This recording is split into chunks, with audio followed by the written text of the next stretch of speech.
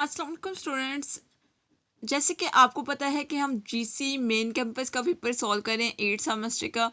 GC main campus mid term का paper है हमारे पास, 8 सेमेस्टर का पेपर है हमारे पास। कौन सा है? स्पेशल फंक्शन का पेपर है हमारे पास, जो कि मिड टर्म के एग्ज़ाम्स हुए हैं मेन यूनिवर्सिटी में।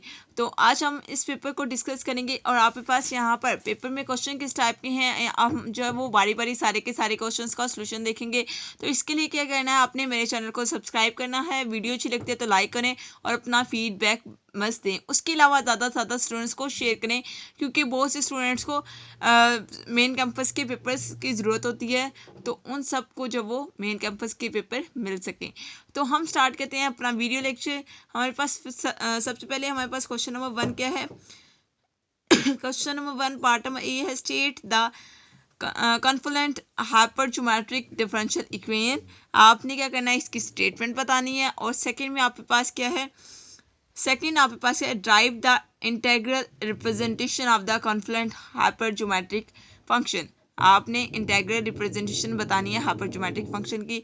और फर्स्ट आपके पास question number 1 part number A में आपने जस्ट जो वो स्टेटमेंट बतानी है, पार्ट नंबर बी में आपने पूरी की पूरी डेरिवेशन बतानी है।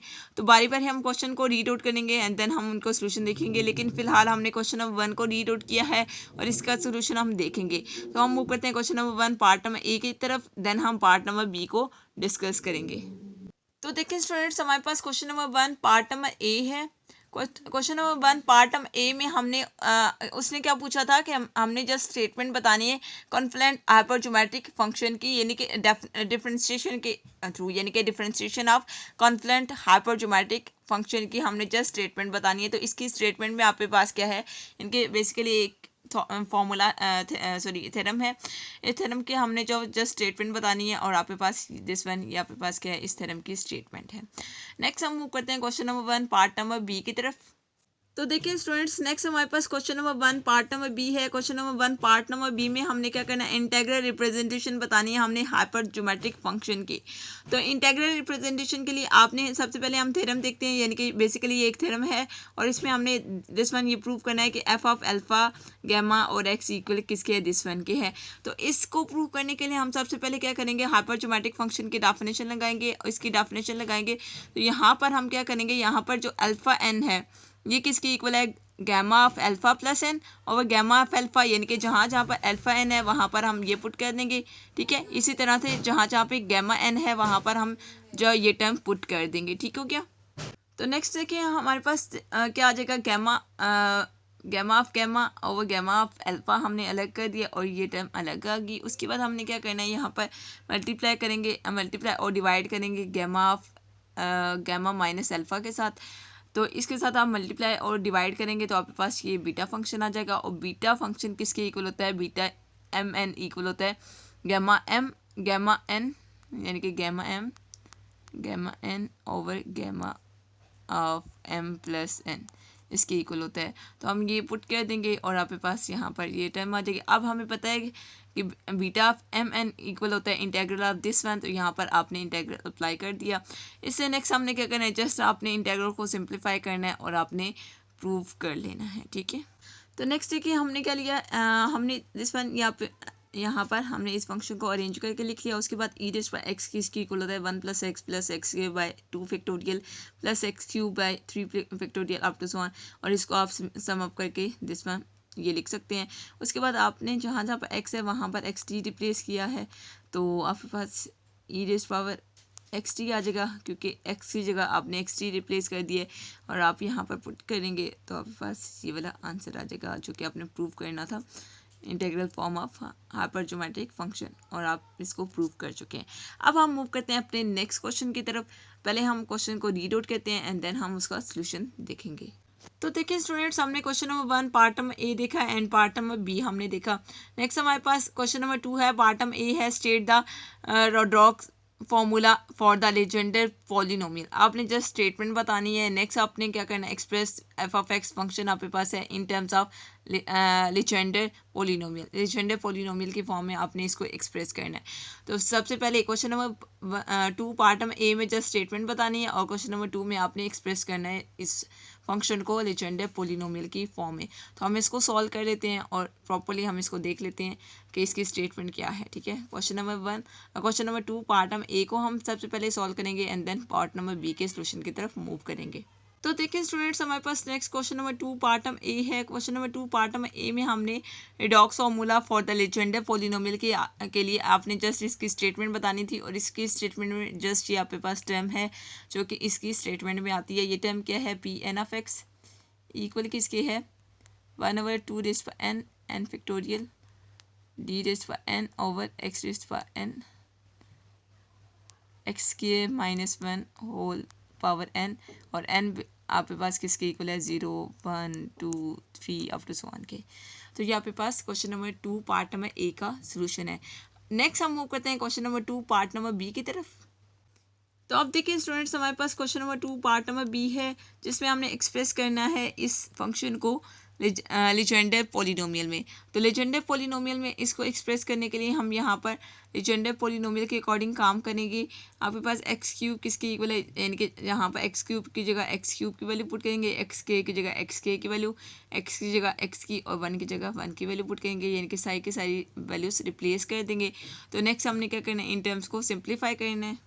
नेक्स्ट हमें इन टर्म्स को सिंप्लीफाई करना है, इसको सॉल्व करना है। सॉल्व करेंगे तो हमारे पास दिस वन ये टर्म आ जाएगी और ये आपके पास आंसर है, यानी कि आपने फंक्शन को एक्सप्रेस कर दिए लेजेंडर पोलिनोमियल की फॉर्म में। जैसे कि आपको पता है कि हम पेपर का सोल्यूशन देख रहे हैं तो हम चीज़ों को शॉर्ट डिस्कस करेंगे, यानी कि यहाँ पर मैं आपको प्रॉपर चीज़ें नहीं एक्सप्लेन करी, जस्ट सोल्यूशन शेयर कर रही हूँ, तो इसलिए आपको यहाँ पर डिटेल में एक्सप्लेन नहीं करी कुछ भी। ठीक है, तो अब हम मूव करते हैं क्वेश्चन नंबर 3 की तरफ। पहले हम क्वेश्चन नंबर 3 को रीड आउट करते हैं एंड देन हम उसका सोल्यूशन देखेंगे। तो देखिए स्टूडेंट्स, हमने question number 1 part number A देखा, part number B, question number 2 part number A and B देखा। अब हम क्वेश्चन नंबर 3 की तरफ मूव करते हैं। Question number 3 part number a क्या है, derive the relation between beta and gamma function. Beta और गैमा फंक्शन के दरमियान रिलेशन क्या है, हमने इसको बताना है। उसके बाद हमने ये क्वेश्चन यानी कि ये जो टर्म है इसको प्रूव करना है।